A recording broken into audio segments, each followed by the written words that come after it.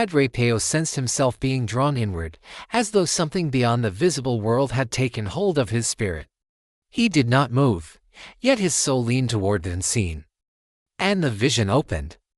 He saw a soul descending toward the world before its birth, not yet clothed in flesh, not yet shaped by history or circumstance, just a soul pure, luminous, trembling with anticipation and uncertainty. It hovered at the threshold of earthly life, and Padre Pio immediately sensed something unusual. This soul was not entering a path of comfort or privilege. It was descending toward a life marked by suffering, extreme hardship, poverty, rejection, illness, loneliness, the kind of life that makes people on earth ask why. Why would a loving God allow this? Why would some souls be born into crushing difficulty while others begin in abundance? Heaven answered without words.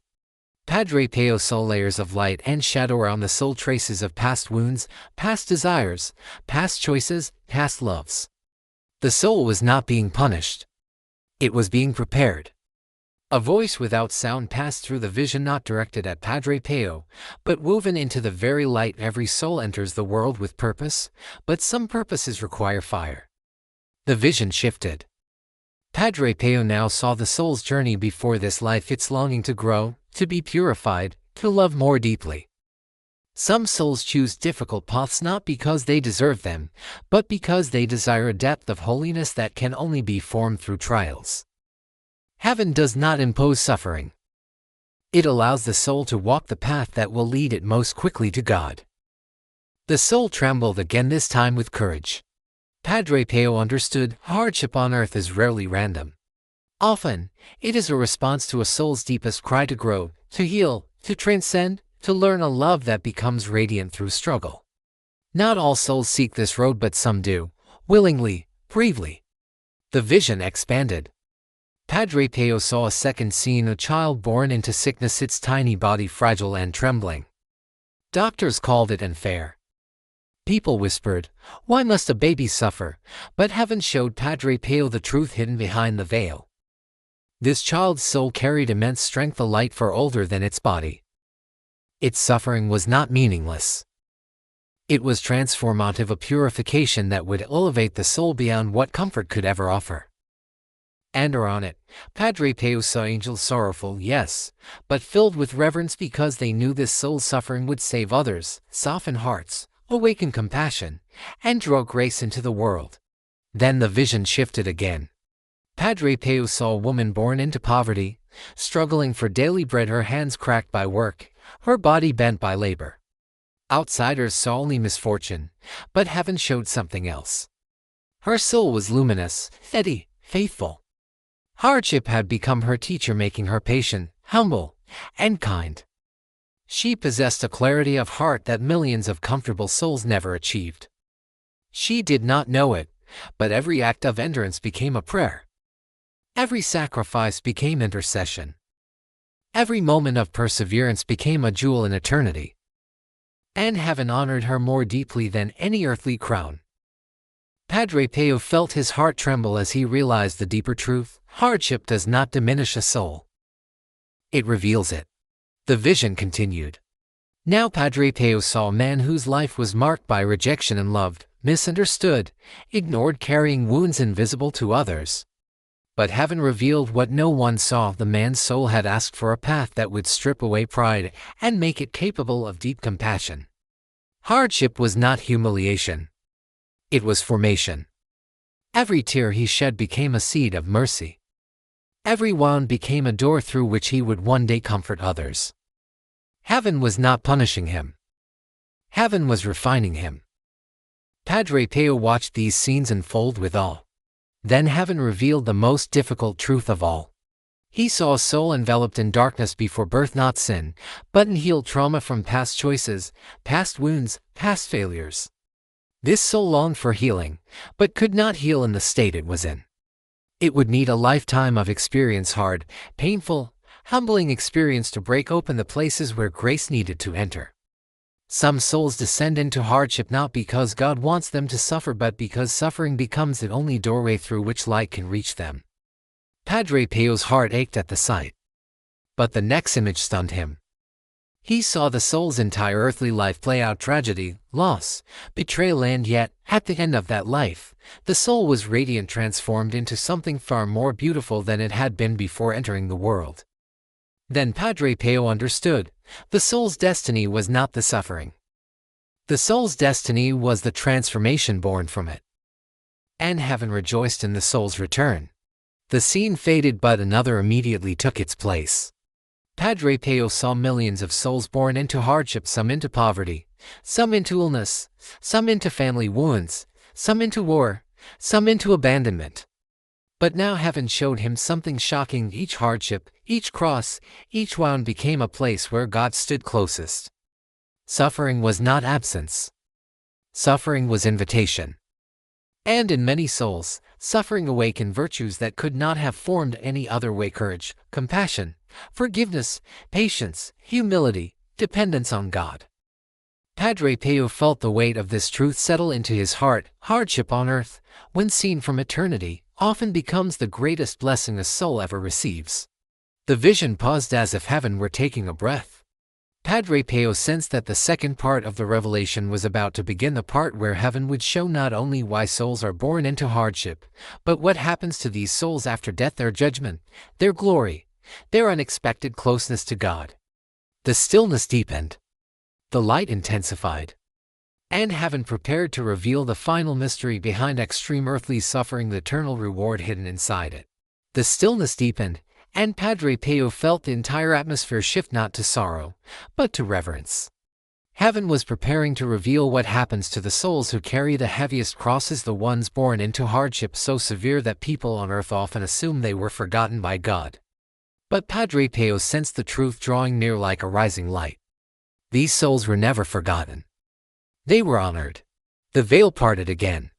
Padre Pio saw the moment of death for the first soul shown earlier, the soul that had entered the world with a destiny shaped by fire. What would have terrified any earthly onlooker did not frighten the soul. Pain ceased. Fear vanished. And in an instant, a warmth surrounded the soul like an embrace it had been longing for since the day it was born.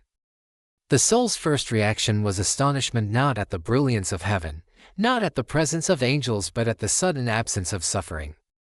All the weight it had carried for decades, poverty, illness, rejection, loneliness, fell away like brittle chains that had never truly belonged to it. The soul stood taller than it ever had on earth. Padre Pio saw a radiance blooming from within it, growing brighter with every second. Then heaven showed him something extraordinary. A multitude of angels descended, more than Padre Pio had ever seen for the death of any ordinary person. Their faces were solemn but filled with joy, as though escorting a warrior who had finally completed a long and brutal mission. Padre Pio understood God receives the most wounded souls with the greatest honor. In the earthly world, these souls are often pitied or overlooked. But in heaven, they are regarded with reverence because they endured battles no one else saw.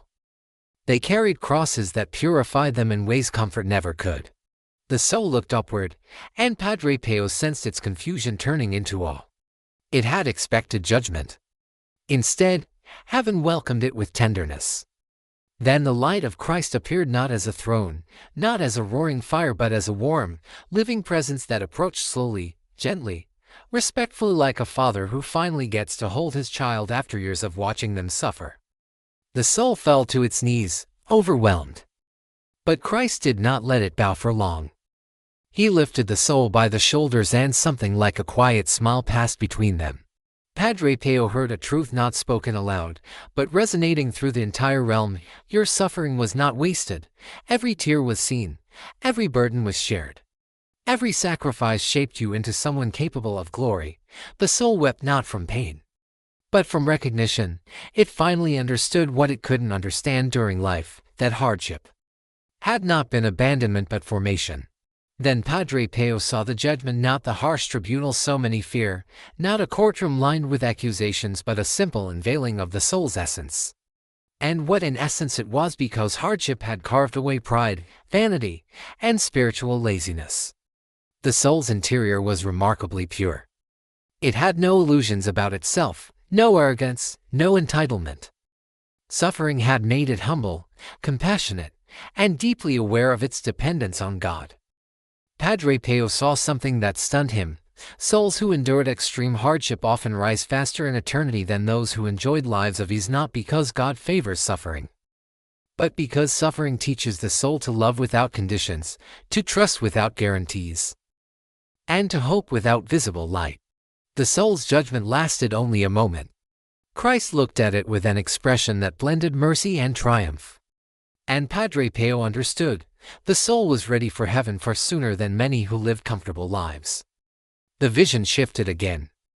Padre Pio saw another soul, a woman who lived in poverty and exhaustion. She had worked tirelessly, raised children alone, prayed quietly in the dark when no one saw, and accepted her hardships with patience.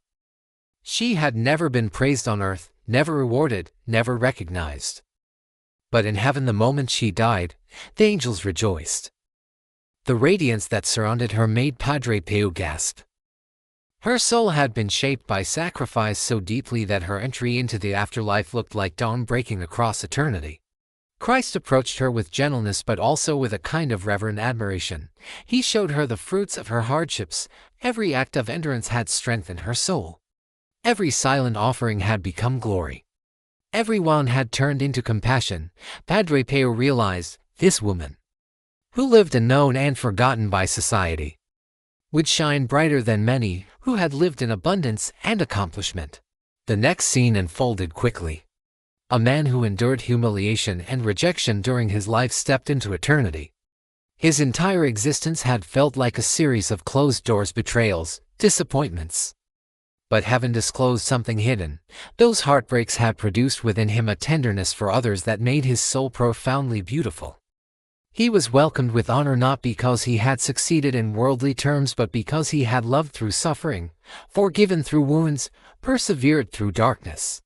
Then the vision shifted again, revealing the final and most difficult mystery. Padre Pio saw souls who had lived through unimaginable hardship or famine, abuse, abandonment.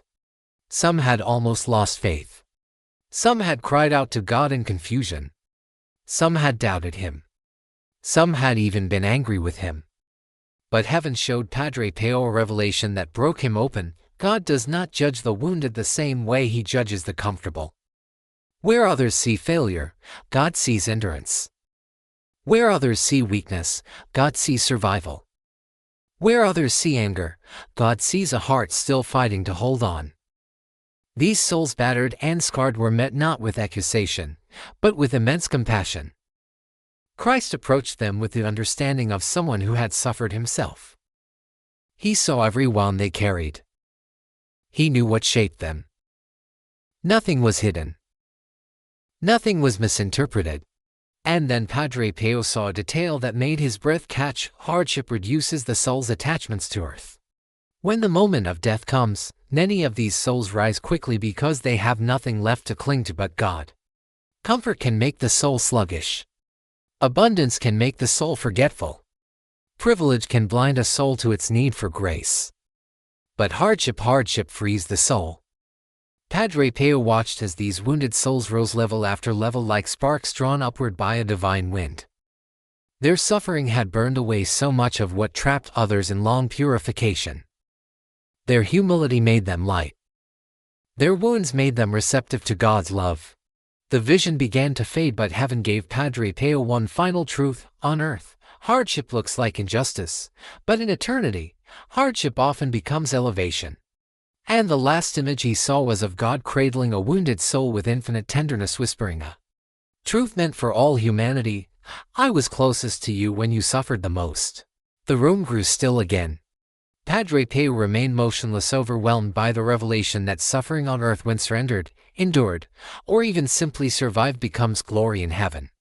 He understood that some of the greatest saints of eternity would be people the world never noticed, people the world pitied, people who lived their entire lives in silence, endurance, and hardship, the hidden ones, the forgotten ones, the wounded ones, the ones heaven crowns first.